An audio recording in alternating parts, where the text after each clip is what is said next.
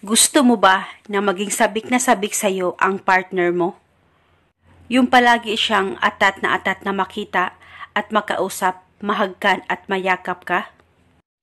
Gawin mo lamang itong ritual na ituturo ko sa inyo ngayon. Dapat palaging buo ang loob at tiwala nyo sa paggawa nito. At ang ritual na ito ay pwede mo ito gawin sa kahit na anong araw o oras na gusto mo. At dapat gawin mo ito bago ka matulog sa kahit na anong oras na gusto mo. Ang gagawin mo lamang, maghanda ka lamang ng papel at panulat at pagkatapos isulat mo ang pangalan at apelido ng target o ng taong gusto mong gawa ng ritual ng 3 beses. All capital letters po ang pagkasulat nito. At pagkatapos, kumuha ka lamang ng kaunting asukal, white o brown sugar ay pwede, at ilagay ito sa papel na iyong sinulatan ng kanyang pangalan at apelido.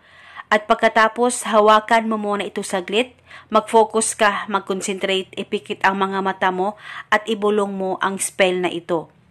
Ikaw ay maging sabik na sabik sa akin palagi, malayo o malapit man tayo sa isa't isa. Ibulong mo lamang ito ng 3 beses, pwede mo dagdagan ang hiling kung gusto mo, wala pong problema. At pagkatapos ay balutin nyo na po ang asukal sa iyong papel na sinulatan ng kanyang pangalan at apelido. At pagkatapos pwede ka kumuha ng plastic o ziplock at ilagay itong ritual at dapat hindi po matapon ang asukal. At pagkatapos nito ay ilagay mo na ito sa higaan mo.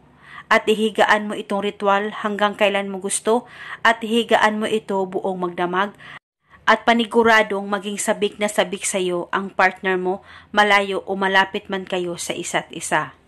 At pwede mo gawin itong ritual kahit LDR kayong dalawa nang sa ganon siya ay palaging sabik na tawagan at kausapin ka palagi. At eto muna sa ngayon, maraming salamat po sa panonood. May God bless.